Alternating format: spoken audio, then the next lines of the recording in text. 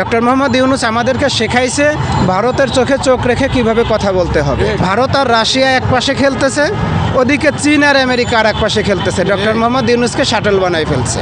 Doctor Mohammad Yunus এমন হয়ে গেছে এখন আমাদের অসহযোগিতার কারণে। ভারত আর রাশিয়া এক পাশে খেলতেছে, ওদিকে চীন আর আমেরিকা আর এক পাশে খেলতেছে। ডক্টর মোহাম্মদ ইউনূসকে শাটল বানাই ফেলছে।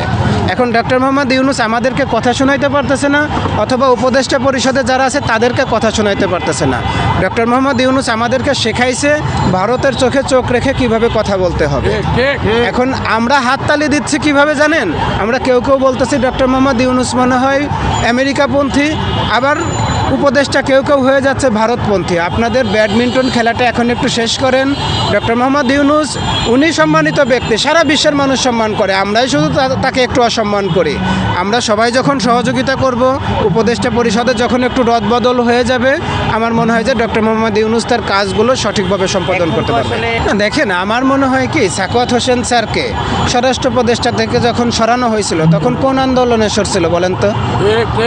সাখাওয়াত হোসেন স্যার কী অপরাধ করলে তাকে সেখান থেকে সরানো হয়েছিল? এখন আমাদের আন্দোলন করতে হবে। আমরা বিচার কেন চাচ্ছি? আমরা যাদের কাছে বিচার চাচ্ছি তারা তো বিচার করতে পারবে না, তারা আমাদেরকে প্রহসনের গল্প শোনাবে। উপদেষ্টা মণ্ডলীর সাখাওয়াত স্যারকে ওখানে নিয়ে আসেন, আমাদের এখন যে পররাষ্ট্র আছে পররাষ্ট্রকে আইনে নিয়ে আসেন, তাইলেই তো হয়ে গেল। আমরা তো চাচ্ছি না যে ভাই আমি যে চেয়ারে বসে পড়ি আর একজনকে নিয়ে আসেন।